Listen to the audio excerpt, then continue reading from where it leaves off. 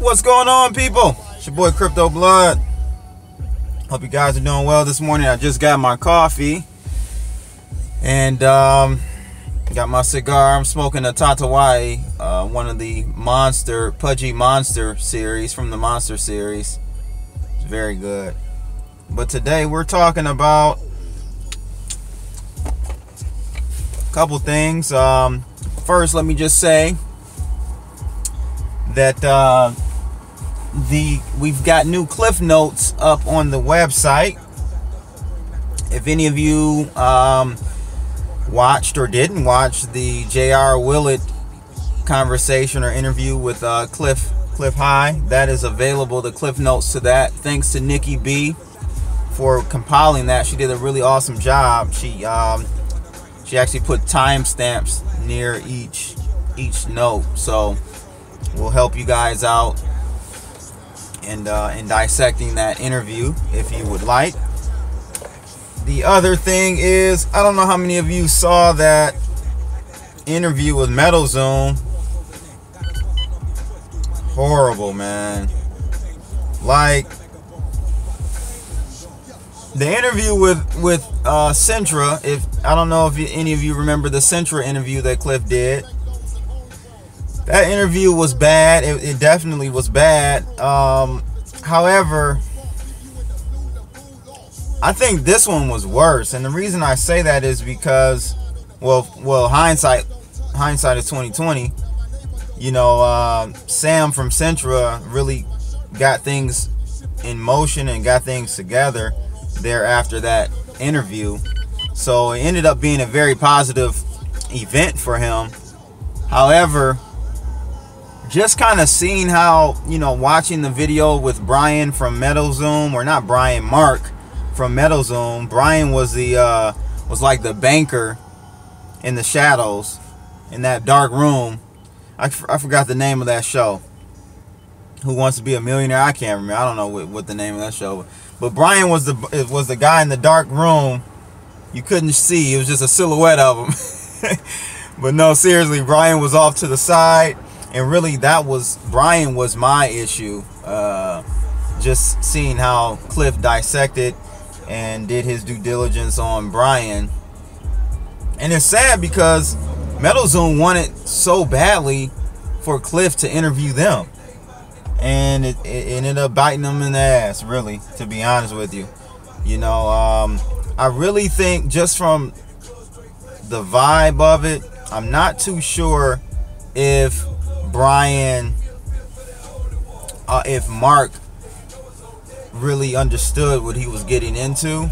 It seemed as though Marc was being used as a pawn in this guy Brian, his co-founder, in his scheme. I got a sincereness from Marc. You guys let me know what you thought about the interview. Like, he was very composed. You know, no, he wasn't combative at all with Clif, which made for, you know, that's good. You don't want to become combative. However, I just felt like there were a lot of holes that Clif exposed, and Marc didn't have the answers to. It seemed like he was kind of making up stuff. And it's very unfortunate, because if you watch that interview, man, you would be a fool to continue on to invest into Metalzoom. Not only that, you know, I didn't care for the mystery and cloud around this Brian guy, which was was Marc's partner, supposedly. And, you know, I didn't know this, but Brian has been involved in multiple scams, or been accused of multiple scams by a few organizations over there in South Africa. I think they're in South Africa. I can't remember. I don't know if they're in South Africa or another country in Africa. But yeah, it's man, Clif. And the thing is, like, Clif started the interview out to me. Someone asked us this morning, like, do you think You think Clif went in knowing he was going to go for the kill? And I said, no, I didn't think so. Like, I felt like Clif had an open ear, an open mind to clearly understand the business model that Metalzoom had. So he allowed Marc to explain things in detail. And as it progressed, if you go to like about the 24 minute marker in that video is when it really starts to get ugly. It really starts to get Clif starts to really pick through him, poke holes in their business models. You know, they were saying that they had mines. I'm not into mining. I've never, you know, been in that industry or anything. I never even bought mining stocks. So I'm not familiar. A lot of the things that they were talking about were a little bit over my head because I don't have any experience in the mining industry. That's a whole nother world. But there were some inconsistencies that Clif surely brought to light. And it's unfortunate. I think this is a bust for sure. If anyone saw that interview, and I didn't get a chance, I guess right after the interview aired, Marc put out another video and then they took it down. So I didn't get a chance to look at that video. You guys let me know in the comments below what that video was about, because I would love to know. I didn't get a chance to check it out. But let me know, guys, how you felt about that interview. I think, man, Clif is a genius, man. Just the way he dissects people and how he does his due diligence. You know, I don't think people shouldn't be willingly looking to have an interview with Clif if they don't have their stuff together. It'd be a suicide. So again, let me know your thoughts on that video interview with Metalzoom and Clif High. I think it was a very, very tragic PR situation for them. And yeah, we'll see what comes of it. I'm not sure. But the other thing I wanted to talk to you guys about was out of Overstock. So the CEO of Overstock came out 2 days ago. Actually, this is from 2 days ago. But 2 days ago, article came out stating that Overstock reveals that they will be doing an ICO for a new concept that they've put together and they're developing. Now, I don't know if any of you know, but the CEO of Overstock years ago, I remember this, maybe 2013 or 14, Overstock actually started to accept Bitcoin. They were one of the earlier adopters from a corporate standpoint,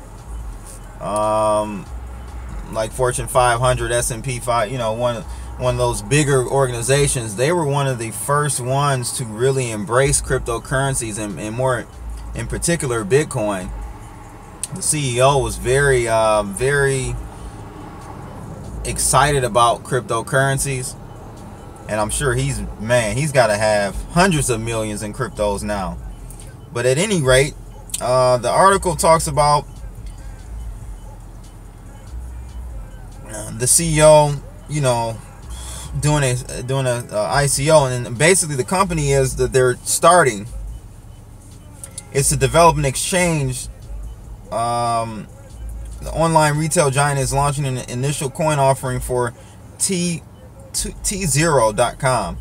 the company's blockchain-focused subsidiary and trading platform that supports equity tokens. So it was announced that details on the ICO, details was announced in Vegas at the Money 2020 conference. And the ICO will take place on November 15th through December 31st. Now, here's the one thing I don't like about this ICO. They're having a separate ICO for accredited investors. Here we go again, people. Creating different class systems and investing. This is all, it's starting all over again. I don't understand why they couldn't just have one flat out ICO. Why do you have to separate it? I'm very I get sick of these types of games to get the good old boys in first and then leave the rest for us. And of course, if they're getting it at a discount, which I would assume, if the accredited investors are getting the ICO tokens at a discount, then that pretty much, when by the time we get it, there's no alpha. There's no room for us to if you were intending to make money out of the gate, there's no room for that. That gap will be closed by the accredited investors, I would assume. However, it may be a scenario where the accredited investors are in a lockdown period. That's very common in equities when they do IPOs. You know, there's a lockout period where the initial investors can't move their shares for a while. So we'll see. So basically, as I was stating, November 15th through December 31st, that is when the ICO will take place and will include the sale of 50 million T0 tokens. The tokens will be sold in a type of pre-sale known as a SAFT, in which that stands for a simple agreement for future tokens, which limits participation to accredited investors. T0 will incorporate profit sharing features of a security as well as utility features of an app token. For instance, token holders will be able to use the tokens to pay for exchange fees. They will also receive a percentage of T0's profits, distributed quarterly and paid in their T0 digital wallets.